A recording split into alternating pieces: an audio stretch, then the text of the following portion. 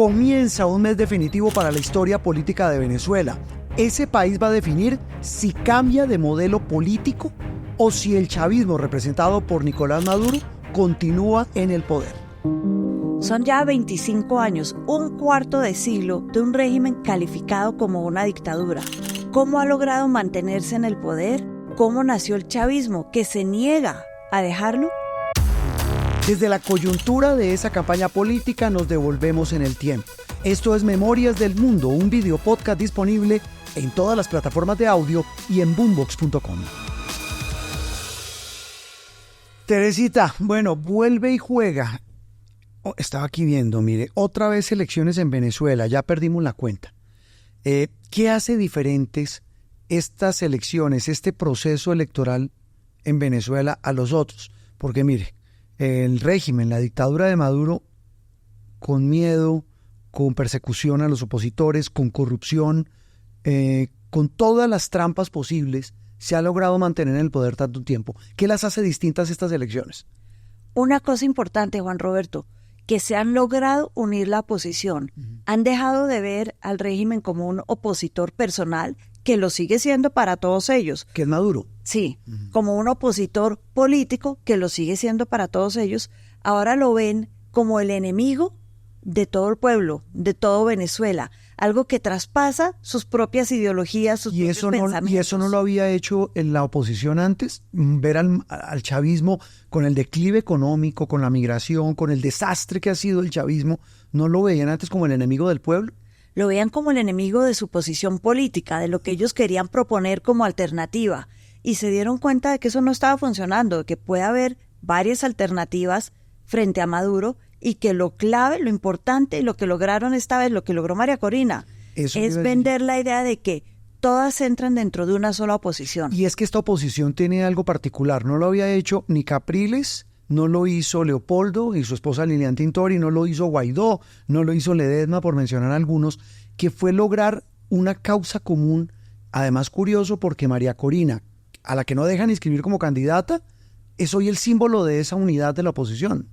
Claro, es que dicen, el enemigo de mi enemigo es mi amigo. Ajá. Se dieron cuenta que el enemigo era más grande que sus propias ideas de qué querían ellos por Venezuela y cómo querían llegar al poder. Dejaron de ser mezquinos, porque es que antes esa oposición era yo brillo, tú brillas más que yo. Ahora todos unidos por la misma causa, ¿sí le entiendo? Exactamente, que eso es muy raro que se dé en política, a pesar de tener un enemigo común. Y eso es lo que seguramente va a ser clave en estas elecciones y ojalá sea diferente. Bueno, de la coyuntura de las elecciones, de esta campaña política en Venezuela, hablemos del pasado. El enemigo a vencer en Venezuela, si le entiendo, se llama el chavismo, hoy encarnado en su sucesor de hace ya bastantes años, que es Nicolás Maduro. ¿Dónde nace el chavismo, Teresita? El chavismo nace, por ponerle una fecha, en el año 89. Ajá. Se da una cosa que se llama el Caracazo. Manifestaciones en la calle, movilizaciones en contra de un gobierno corrupto que se roba la plata del petróleo. La gente tenía hambre, literalmente, en Caracas. ¿El de quién? ¿El gobierno Eso era de Carlos Andrés Pérez o de Rafael Caldera? 89 era Carlos Andrés Pérez. Carlos Andrés Pérez, sí. Y se da este gran movimiento en contra de él porque tenían hambre. Sí. Y viene una represión terrible frente al movimiento, un gran número de muertos, todo. Y en el 92 el golpe. ¿Por qué el golpe viene 3 años después? Porque en esos 3 años los militares que habían mandado a la calle a reprimir a los que estaban manifestando, se dieron cuenta de que yo también tengo hambre, yo también soy pueblo, a mí también se me subió el mercado. Y también puedo hacer política. Puedo hacer política, claro. Y los militares se voltearon y empezaron a ponerse del lado de los manifestantes. Eso fue muy importante. Ahí se volteó la torta. Claro, porque eso lo vio venir Chávez y dijo, este es el momento entonces de hacer un golpe y tengo a los militares de mi lado. ¿Por qué Chávez encarna eso? ¿De dónde nace ese liderazgo de un hombre como Hugo Chávez? Hugo Chávez fue un personaje bastante humilde, pero que creció, uno, con ínfulas de militar, y fue militar, llegó a ser coronel, y dos, viendo un Venezuela con hambre, pero también un Venezuela acostumbrado a mandar, a dictaduras, a golpes de Estado. Era un tipo populista, un tipo muy carismático y un tipo que convencía. Pues miren lo que terminó convenciendo a Venezuela. Totalmente demagogo, populista, carismático, y por eso cogió a sus militares en el 92 y les dijo, hagamos un golpe, y convenció. Ese golpe por el que él termina en la cárcel no fue exitoso porque dicen que cuando él llegó a la Museo Militar, Sí. que está ahí cerca del Palacio de Miraflores, Sí. donde vive el presidente, hay dos versiones. Ajá. Una dice que él llegó ahí, esto es como una colinita, y veía el palacio y decía, uy, no, allá todavía hay gente leal al presidente, esto es una carnicería, no me meto. La otra es que llegó al Inteligente, palacio. ¿no? Sí, pero la segunda dicen que es que llegó al palacio y se entretuvo tanto mirando los artefactos de Bolívar y un cuadro grande que hay de Bolívar en el museo, que se le olvidó el palacio y le dio Venga. tiempo a la oposición de regruparse y a los militares de llegar a defender al presidente. Entre inteligente, carismático y megalómano, uno podría calificar hacia Chávez. Totalmente. Y eso terminó además con un asunto que yo creo que fue la pieza clave.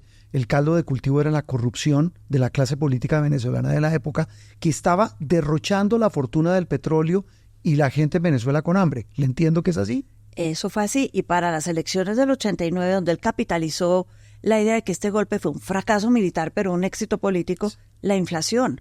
El venezolano no estaba acostumbrado a tener inflación, Bueno, todo era bueno, bonito y barato. Le empezaron a cobrar por el galón de gasolina en una de las grandes potencias del petróleo. Teresita, pero ¿sabe qué me llama la atención? Que entiendo que este no es el primer movimiento revolucionario en Venezuela. No, ellos están acostumbrados a que haya revoluciones cada 40 años. Si uno mira la historia, ¿Cada cuánto? cada 40 años ¿Esta tienen un cuánto cambio de lleva? régimen. Esta lleva 25. Ay, Dios mío. Toda regla tiene su excepción. Bueno, Juan Roberto. esperemos. Pero estas revoluciones, ¿de dónde nacen? ¿Por qué hay tanto movimiento revolucionario en Venezuela en su historia? No se acostumbran a entregar el poder. Entonces, en el siglo XIX hubo dos grandes movimientos revolucionarios. En el siglo XX empezamos con José Vicente Gómez, que además fue dictador también, revolucionario y dictador. Es que además entiendo que no solo ha habido revoluciones en Venezuela en su historia, también dictaduras. Claro, esta duró 40 años, la de José Vicente Gómez, Ajá. pero después lo derrocaron y vino un pequeño momento con un presidente que además es un autor de un libro que todos conocemos, Doña Bárbara, Ajá. Rómulo Gallegos. Claro.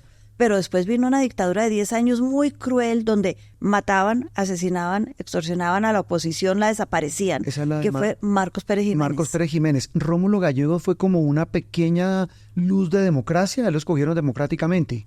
Y luego viene Marcos Pérez Jiménez, que es el gran dictador de Venezuela. 10 años de una dictadura, de una represión terrible, y luego vienen 40 años de democracia, que inicia con Rómulo Betancourt, que si bien fue democracia, ahí hicieron un acuerdo parecido a nuestro Frente Nacional, el acuerdo Punto Fijo. Como el PRI, la dictadura perfecta de la que hablaba Octavio Paz. Exactamente. Algo así.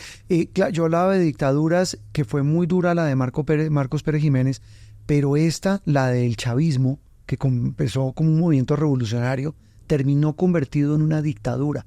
O sea, este chavismo no ha traicionado esa tradición política en Venezuela. Para nada. Las otras revoluciones que llegaron al poder, todas se caracterizan por ser represivas de la oposición, por tratar de aniquilar la oposición. ¿Para qué? Para mantenerse ellos eternamente en el poder y no tener que entregarlo. Todas llegan con un juego maniqueísta. Yo soy bueno, el otro es malo. Y si el otro es malo, hay que acabar con el otro.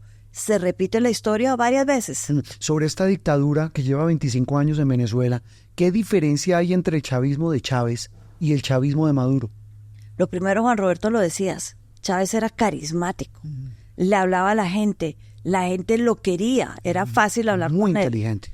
Muy Lo inteligente. conocí, lo entrevisté varias veces. Maduro es más aislado de la gente, no tiene ese carisma, no tiene esas ideas políticas que tenía Chávez en su inteligencia. Por ejemplo, dicen que el socialismo de Maduro no es un socialismo del siglo XXI, sino es un socialismo obrero. Y él solo piensa, pues él viene de la clase obrera, es lo que le interesa, es donde están sus amigos y a los que quiere proteger durante su gobierno. Me deja pensando una cosa, Teresita. ¿En promedio las dictaduras en Venezuela han durado 40 años? Eso decía, eso dice la historia. ¿Será que esta vez se rompe la tradición de Hasta esta la que lleva democracia. 25 años, hasta la democracia? O sea, ¿qué hacemos con esta que lleva 25 años? Toda regla tiene su excepción, si no, no serían reglas. Espera uno que podamos decir eso el día de mañana. Teresita, en nuestro próximo episodio hablaremos de un fenómeno que muchos consideran consecuencia de esta dictadura y de este régimen del chavismo, que es la migración. como un fenómeno político, social y hasta económico. Y regional, que afecta a todos los No, países sin de la duda. región y nos tiene pensando en Venezuela todo el día. Eso le iba a decir yo, los migrantes hicieron que el mundo y sobre todo el continente piense en Venezuela más que en ningún otro país. Sí, porque se les volvió un tema interno a la vez que un tema externo. Teresita, pues desde la coyuntura de las elecciones en Venezuela nos devolvemos en el tiempo. Esto es Memorias del Mundo, un videopodcast que está disponible en todas las plataformas de audio y en boombox.com. Boombox.